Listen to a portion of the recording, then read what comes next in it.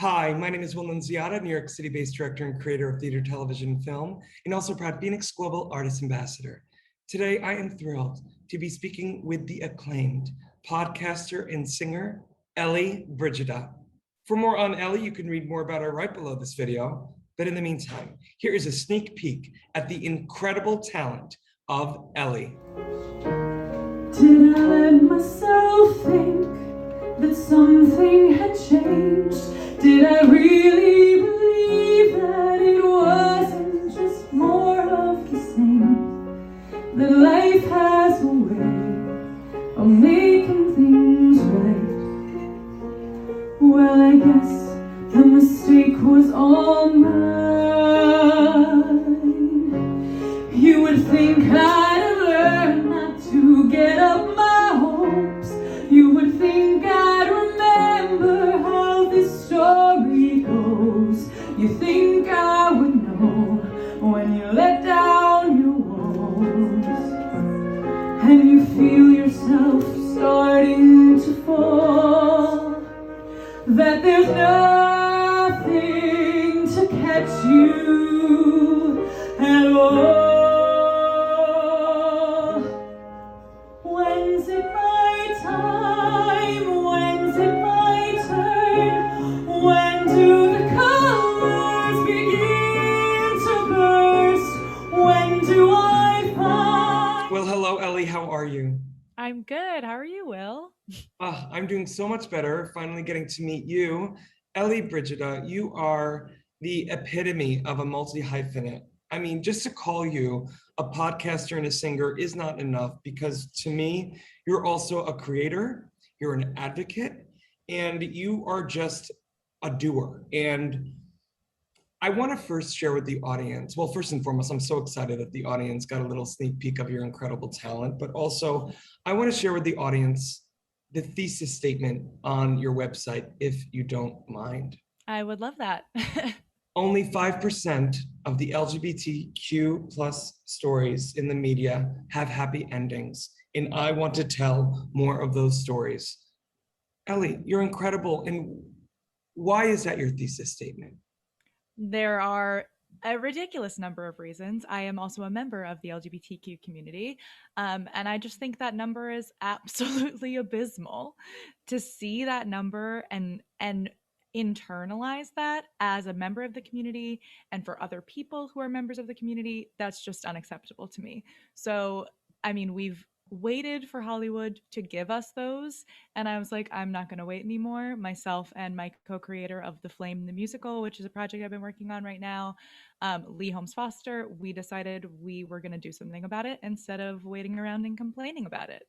So to me, it is very important that the next generation of LGBTQ people see themselves happy, and that our generation, and even generations above us, see that what they did for us is working and we can be happier. Every generation can be happier and happier. I think those are the stories I want to see out there. And then I want to see that in our world as well. ELLIE, you're incredible. And look, at also a member of the LGBTQ plus Yay. community. You know, this is something when I read just that, because I'm a performer of 25 years, but turned director, I'm all about like setting the terms. I mean, talk about setting the terms of your why. And you do so with unapologetic abandon in beauty and positivity. You had mentioned you are co-creator and star of the Flame, an original podcast musical. Mention to me again your co-collaborator in that, and then also how can people go and see you in it? Yes, so it is a podcast musical, so you can hear you in it. Yeah, you can hear me in it. You can find it anywhere you get your podcasts, Spotify, iTunes, all of the above. It's everywhere where podcasts are. You can listen to podcasts. We're also on the Broadway Podcast Network, so you can find that at bpn.fm/theflame. Lee Holmes Foster is the composer of the musical. We created the story together, and we also have two other people on our executive producing team, which is Valerie Rose Lohman, who also stars in it. She plays Mel. I play Jamie, who is our lead character, and Caitlin Clear, who wrote the book. So we have a team of entirely queer women who wanted to write this romantic comedy, this love story full of joy and chosen family, about the LGBTQ community, and I think we did a great job of it. So I hope you check it out. I love it. Well, I love Dory and everyone there at the Broadway Podcast Network. It's a small world. It is a Yes. small world. And speaking of podcasts, you have an acclaimed podcast of your own on the Tag Podcast Network. You're the co-host and producer of Les Hang Out. Talk to me about the germination of that, how that came about, and the stories that you're able to tell through that, and giving a platform, by the way, like you said before, about stories that may not be told yet, but you are telling them, platform that you're providing for people that may not have had one before. Yeah, so we started Let's Hang Out. Lee, who is the composer for The Flame, we started it together 5 years ago. And the reason that we started it was because we wanted to be talking about positive representation for the LGBTQ community. We wanted to highlight creators just like us who were sharing those stories, who, you're right, we're not getting enough coverage in our mind, right? So we talk to independent web series creators, we talk to um, podcasters, we talk to all kinds of smaller creators. Now we also have expanded to talk to the actors who are playing these characters in some bigger shows that are getting more recognition, which is wonderful as well. But our main focus with Let's Hang Out is to talk about what we like about representation we're getting, what we want to see more of, and highlighting the voices of the people who we feel like are really speaking for our community in a positive way. So we've been doing that for the past 4 years, and we're going to continue to do that and try to, uplift those voices and spread the word about some shows or representation that people might not have heard of that are incredible, but don't get enough mainstream coverage. Well, speaking of coverage and acclaim, your Les Hangout has gotten a lot of it, and rightfully so. I know you don't do it for that, but I do have to ask you, of the guests that you've had, were there any moments or any guests that you had where you're like, oh my God, I can't believe I'm speaking to this person. This is really cool, but I have to be professional, blah, blah, blah. Were there any of those moments? Yes, 100%. There's Nicole Maines, who's on Supergirl. She is an incredible actress, and also just when we logged on to talk to her, such a strange and weird and funny person. Like, when we were talking to her, in my mind I was like, this is an incredible person that I really wanted to talk to, and then I was like, I actually really like them as well, right? I'm like, I love your work, and then I was like, oh, this is fun. You are a incredible human. To be fair, every single person that we've had on has been so kind and generous with us. I like to think that it also is a product of the environment that we want to create on Let's Hang Out, of when you come talk to us, you are our friends. Yeah. But we have been, I mean, I'm sure as a director, people put actors and creators on a pedestal sometimes. At a certain point, they're just people. They're very talented people, right? But they're people, and they're pretty cool people. So it's just cool to be like, now I have a new friend, and they're also pretty famous. But Nicole Maines was so cool, and she's such a great activist and advocate for the community already. Yeah. But she also is just really fun. Well, Ellie, what I love that you're doing, not only with Let's Hang Out, but every project that you associate yourself with, you're providing a safe space for 11-year-old Will, 11-year-old Ellie that might not have had that. I know for me as a director, to give up essentially a very successful singing career to go after my directing, for my own reasons, but mainly to create safe spaces for artists that I felt, may not get it otherwise, to be perfectly frank. I can connect with you in that way. And I want to know what you would tell your younger self, or ask your younger self rather, about, the future and what you're doing now. Well, I feel like you're just really trying to make me cry on this interview. Oh, no, please. Ellie, honestly, you really have touched me. And I've done my research, I'm trying to play interviewer, but I got very emotional in looking up what you do, because I can only imagine that it's been incredibly hard for you. But the fact that you are making the choice, and have continued to make the choice, to be a beacon of light for your younger self, I feel it. I don't even know you. Well, but anyway. Ooh, thank you. I really appreciate that. I always get emotional interviews. Lee, who's my co-host, she's like, Ellie, you need to get it together. I'm like, I'm sorry. Have you seen But some of my other ones where I like literally I have to go, you'll see my edit, Ellie, where I'm like editing to like a one shot of the guest because I'm literally off like everything's fine. It's fine. you're doing great. Keep going. Thank you.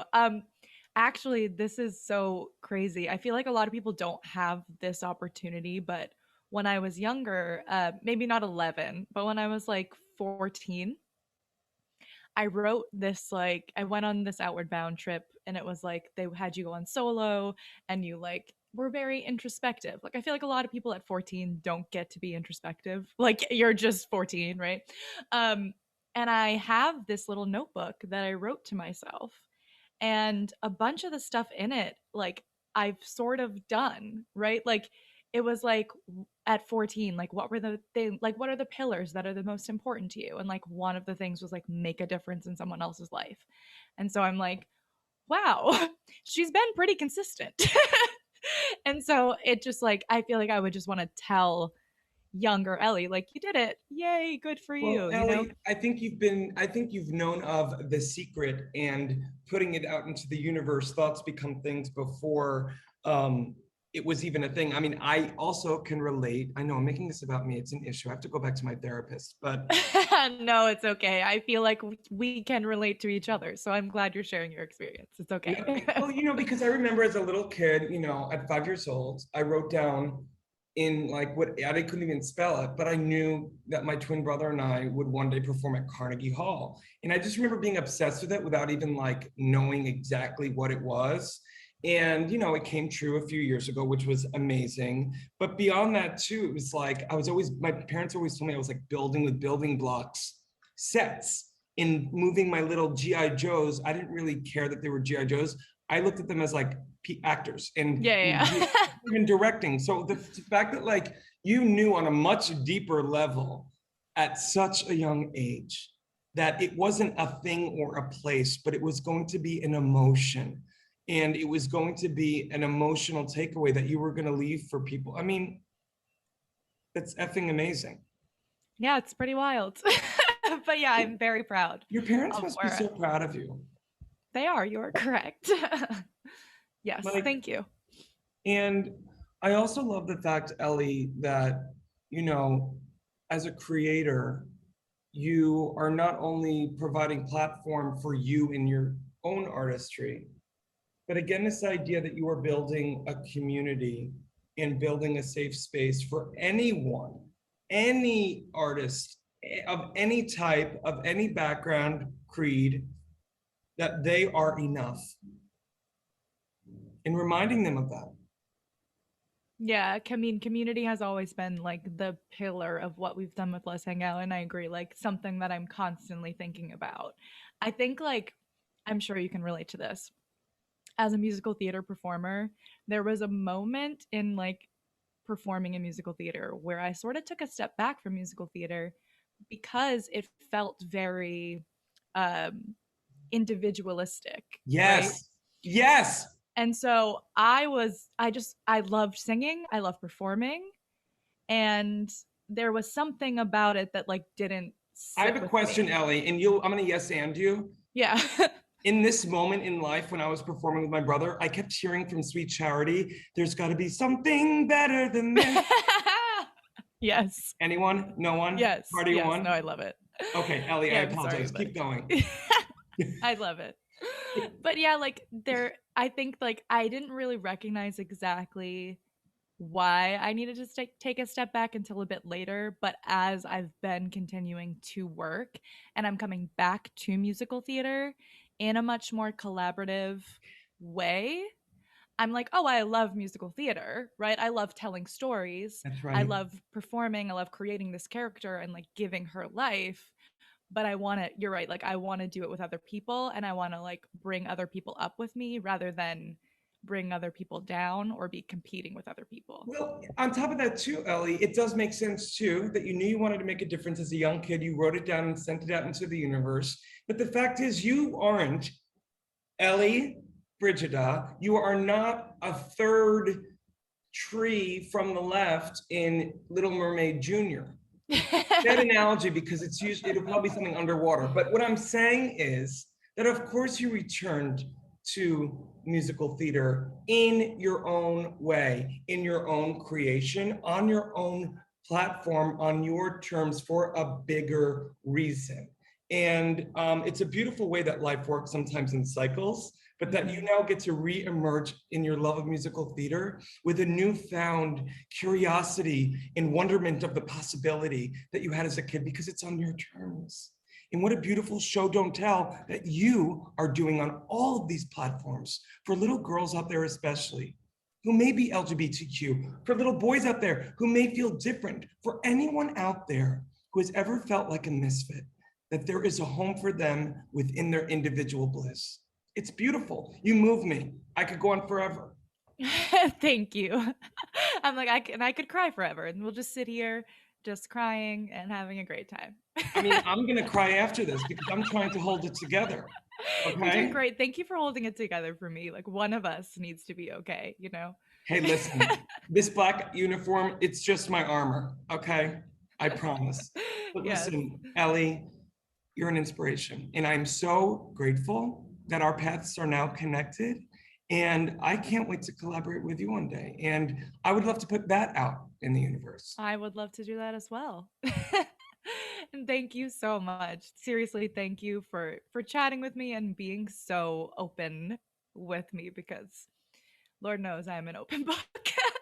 Ellie, wait till part 2 of this interview when I'm on your podcast. God bless America. Get the Phoenixes out. Can't Ellie, wait. so great to meet you, and I can't wait to talk with you soon. Thank you, you too. In the digital age, artists and bands struggle to make a living. In fact, only a small number of artists can live off their craft. For the 98% of artists that don't have the luxury of being signed to a label, it's tough. But artists deserve to live off their art. Wherever you are around the world, appreciation of music does not change. FENIX brings bands and their fans together, whilst allowing bands to properly monetize their passion. The FENIX app will directly connect bands and fans with no need for middlemen. We're utilizing the blockchain to give the power back to the artist once and for all.